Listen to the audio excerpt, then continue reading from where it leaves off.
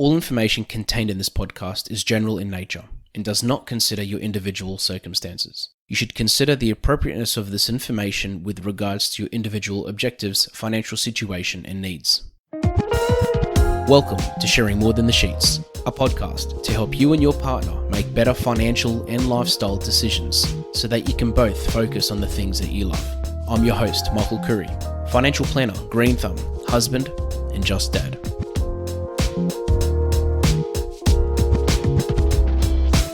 This episode is part of a series in which I will be interviewing experts in the field of property, whether purchasing a family home or an investment. The series is designed to assist you in making better and smarter property decisions. Buying a house involves so many different processes and so many different aspects of the purchase that need to be considered.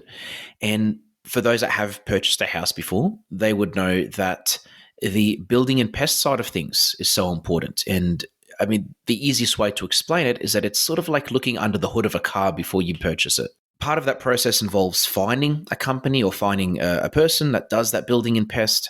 Sometimes the agents can help you with that, or the person selling you the house can help you with it. But you also have the option to find someone yourself that can help you with that process. Today, I've invited Sabeen Akbani of Before You Bid to talk about this topic. Sabeen, thank you so much for joining us. No worries, Michael. Thanks for having me. It's such a big part of buying a house, isn't it? Like you'll probably expand on this in a moment, but there's nothing worse than, doing research, finding a house that you want, going through the whole negotiation process, buying a house, and then finding out there's something wrong with it that, has potentially would have been the reason that you have not bought the place in the house in the first place. Can you maybe, for those that haven't purchased a house before even or gone through this process, can you probably just explain briefly how the process works when someone engages, someone like yourselves for building and pest? Yeah, so I think obviously when you see a house, you want to take a decision very quickly, and you would want a report available either through the real estate agent or you go and get your own report. Realistically, a buyer shouldn't buy a house because it's a long-term investment without knowing what's wrong or right in that particular house.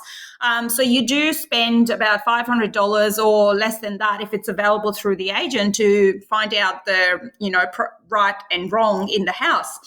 I would say getting a building and pest inspection is a key factor. It's like buying a car without knowing what's wrong with the car, and you just drive it and you're buying a lemon.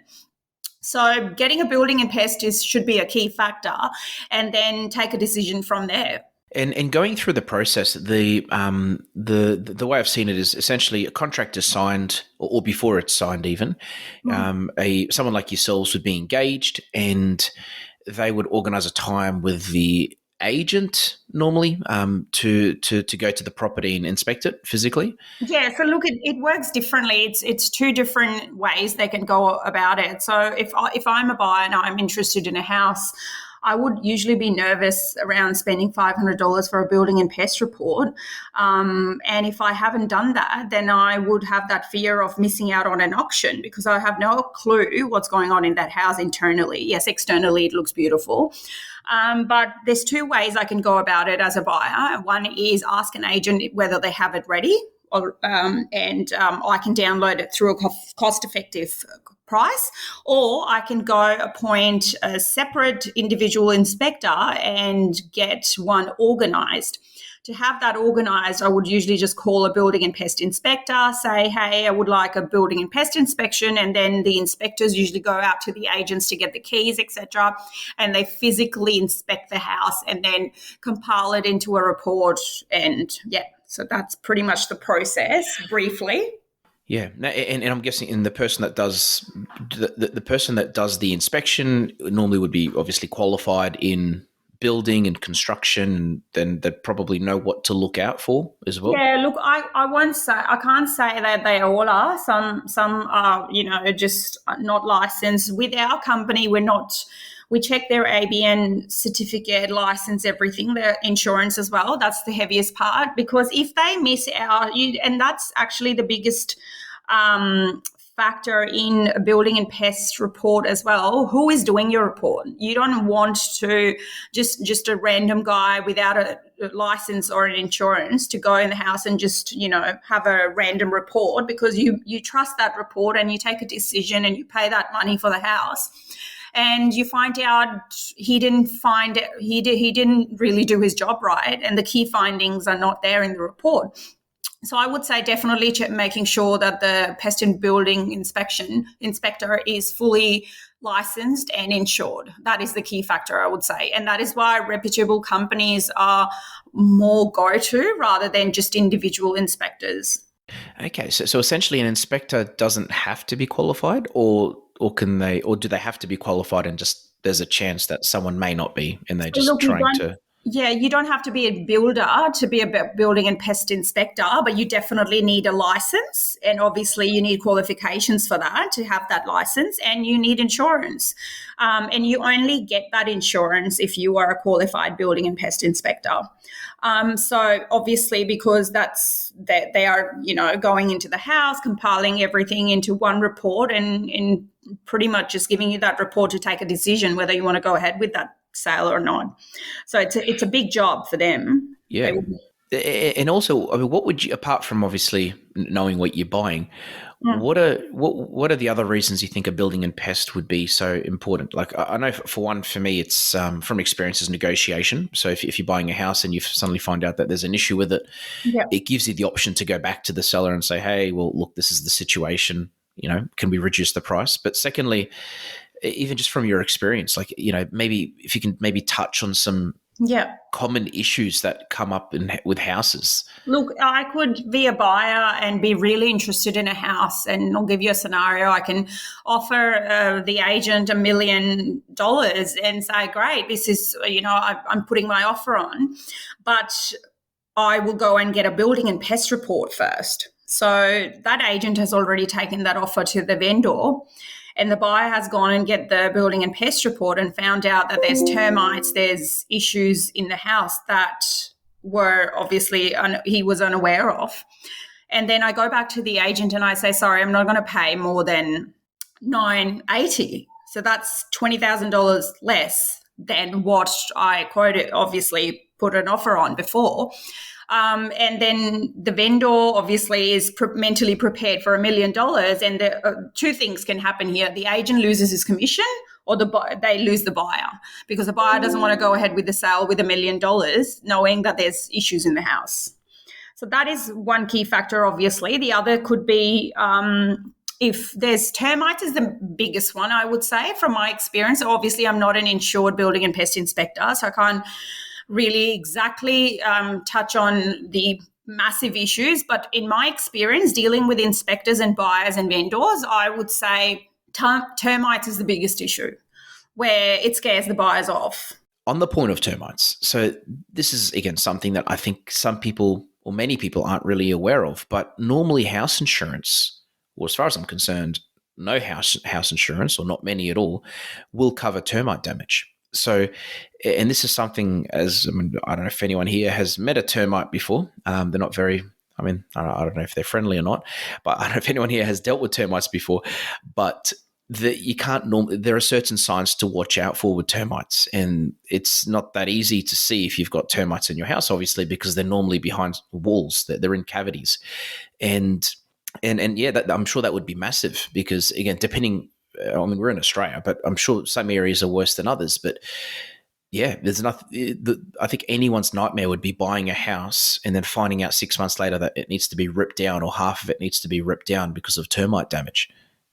Yeah, and why would someone want that liability as well? Like, I could put my money, probably put $20,000, $30,000 more and buy a house without termites, than buy something and then fix termites and rip the walls off. So exactly your point. Like, it's so important to have a building and pest report ready. Even if you have your doubts, when you download one through the agents, go get your own. Do anything you can to find out everything is okay.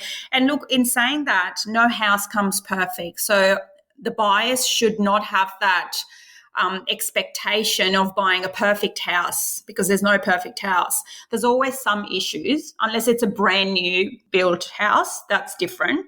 But there's always some issues, and you should be prepared that the building and pest report will show some sort of issues. It's just what you are okay to put up with and put your money in. These podcasts have been brought to you by Better Financial Planning Australia. To book a free 15-minute phone chat, visit betterfinancialplanning.com.au. And the other common issue, again, from experience, and I mean, I'm sure you can probably expand on this, is water damage, or just different parts of the house having water just sitting somewhere, or just things that, again, somebody that's not trained in this area wouldn't even think twice about. Someone that's specialized, in building and pest would be able to look at it and be like, yeah, well, this isn't good, or this is eventually going to cause an issue. And for example, it could be literally just a small puddle that I've come across before, which I didn't think twice about. But the building and pest person said to me, well, this is an issue. And to fix this, it's going to cost $10,000 because you have to dig out everything along here and you got to put in pipes and call a plumber in and all the rest of it. So even that for me is it's just an example of one of those things that a normal buyer, an everyday buyer, would not even think twice about, but a building and pest report would probably pick up on. Yeah, exactly. And like we talked about earlier, that it's very important to know who you're getting it done from. So everything depends on that building and pest inspector. If he finds out every single thing, or if he's a lenient building and pest inspector and just gives you half the reality of the house, or just full on 100% of what's going on. So the key is to make sure you know who you're going for. And especially if you're buying a house interstate, or buying a house in it's in a location where you don't live in and you can't access easily. I mean, we don't want to bag out real estate agents, especially I know you won't because you work with them a fair bit.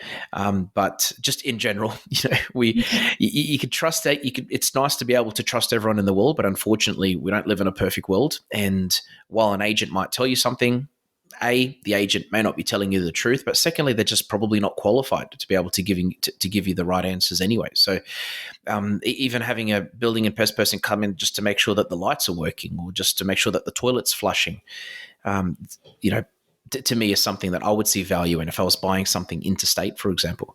Yeah.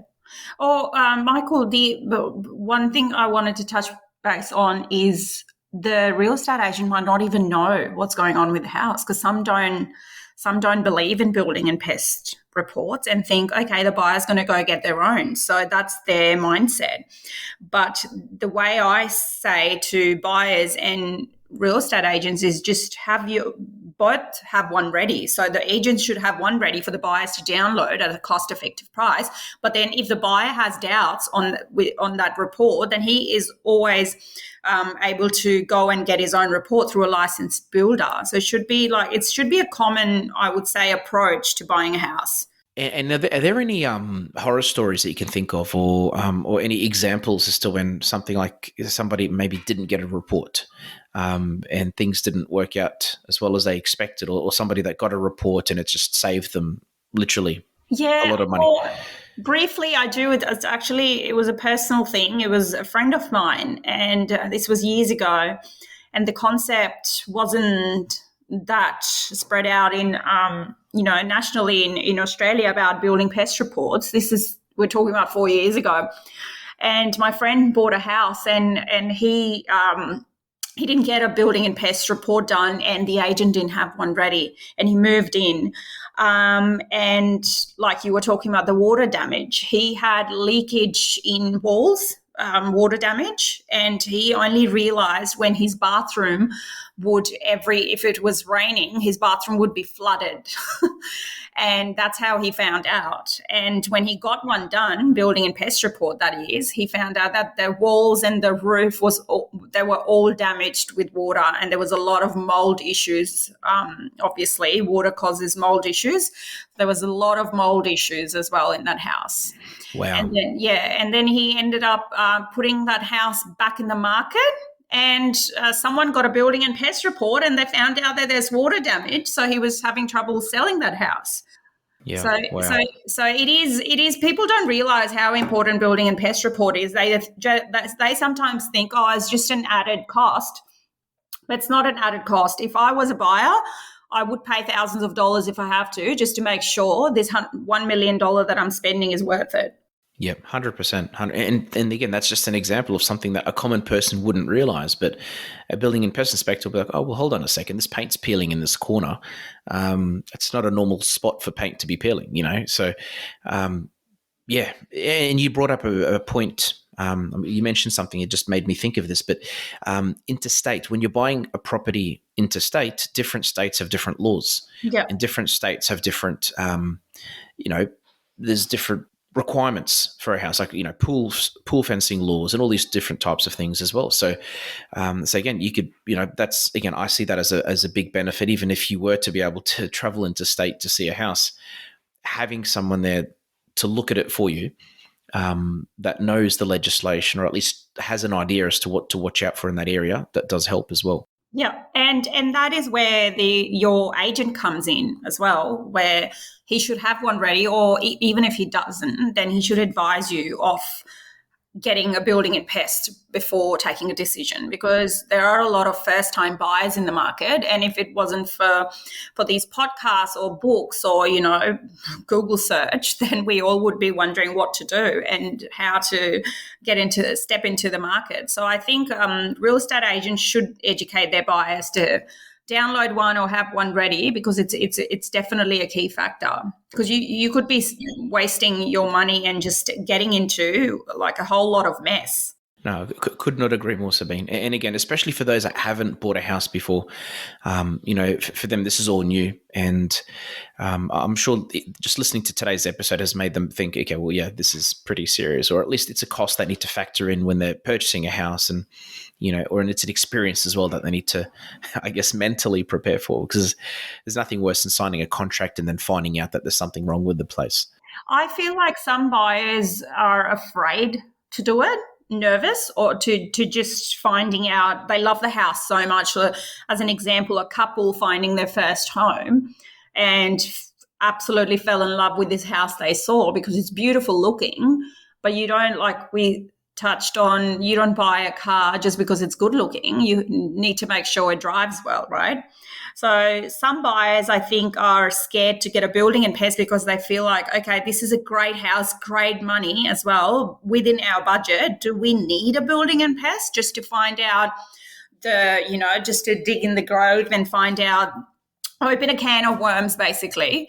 And then so they avoid it.